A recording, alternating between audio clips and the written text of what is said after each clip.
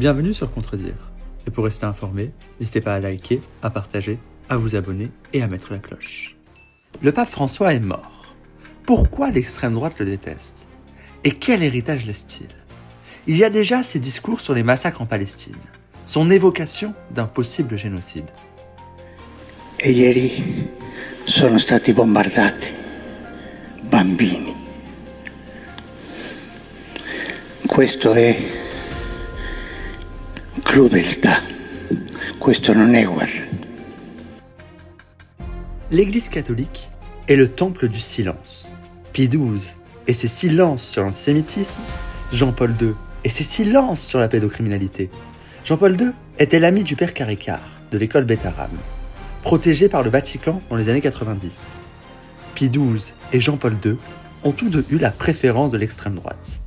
François n'était pas un pape assez silencieux pour eux. François a ouvert les archives sur le si controversé pape Pie XII, puis ouvert le chantier de la pédocriminalité, comme la levée du secret pontifical sur les violences sexuelles et la sanction de certains prélats. Encore incomplet et loin de la justice, il a porté ce discours. Ça reste la cause de souffrance et de honte pour la communauté catholique. Moi aussi j'en souffre et j'ai honte. Le message humaniste de François n'allait pas avec les obsessions haineuses des réactionnaires. Il n'adhérait pas aux attaques de son prédécesseur Benoît XVI contre les musulmans, le même qui a proclamé Pie XII comme un vénérable louant ses vertus héroïques. François a même appelé à l'accueil des migrants, à l'humanité. La differenza diviene fanatica.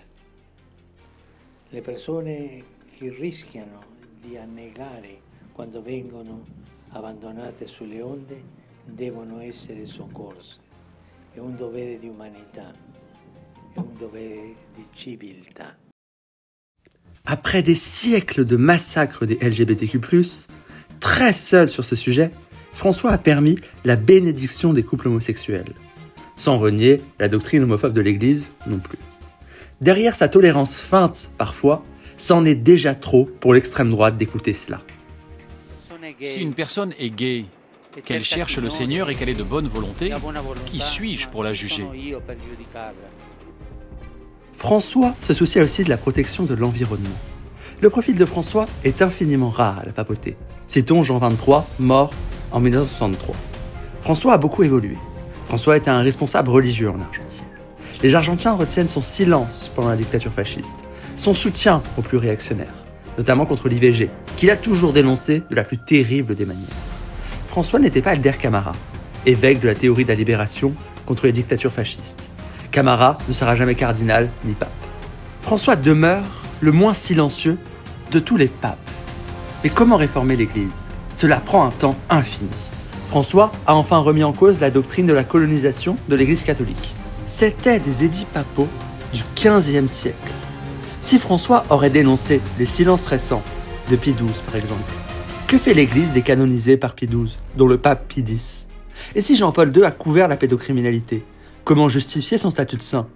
Beaucoup de saints de l'Église sont loin d'être des saints.